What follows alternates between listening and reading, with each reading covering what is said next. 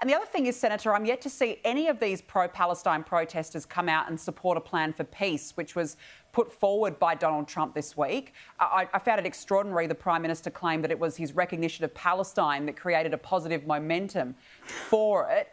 In the last few hours, the leader of Hamas's military wing in Gaza has reportedly rejected the proposal.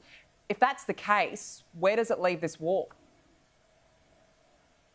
Well, that's exactly right. I mean, the stupidity in thinking that, the Prime Minister thinking that recognising Palestine in statehood would somehow mean that all of a sudden Hamas is going to behave as though they belong to a state and act accordingly with international law is utterly ridiculous. But what our Prime Minister did was embolden Hamas to knuckle down and take the position that they want to take. I mean, obviously, what they've done so far has worked for them.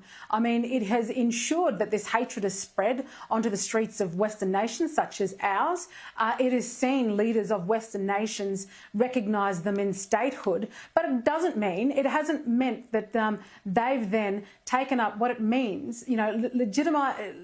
Legitimacy is based on peace. It's based on accountability, and Hamas has yet to present themselves in any light, in any kind of light, in those terms. And they've failed to release the hostages, obviously, that they've held on to. So, it is ridiculous for the Prime Minister to think that he has somehow contributed toward these peace negotiations. Clearly, they're not listening to you now, Prime Minister. They only wanted to praise you when you did things that favoured them and benefited them.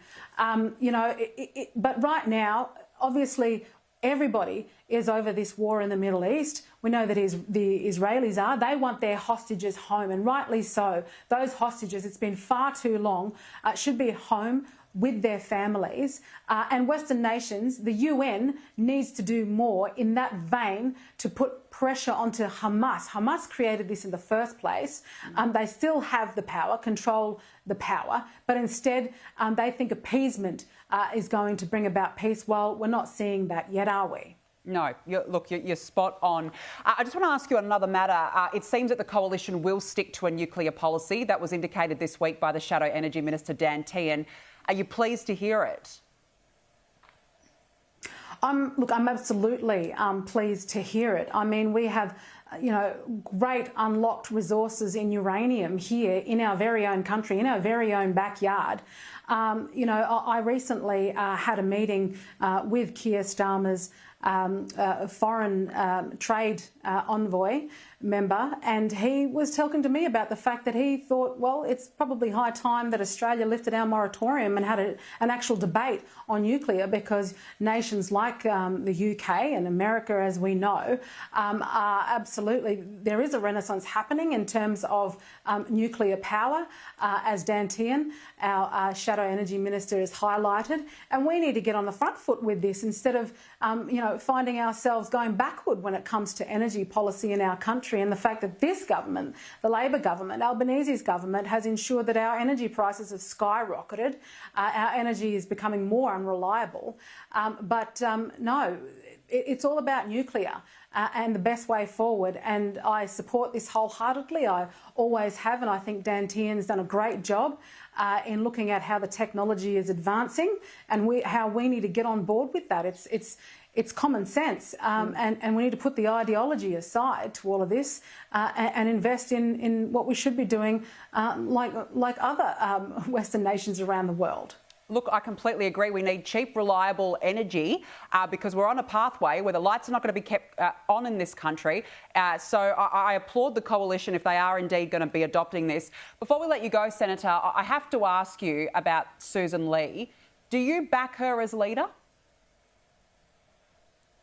Look, I mean, I support the leader. I respect the leader. This is her job. This is her role. She must be respected as the leader and what she's trying to do to lead the Liberal Party going forward.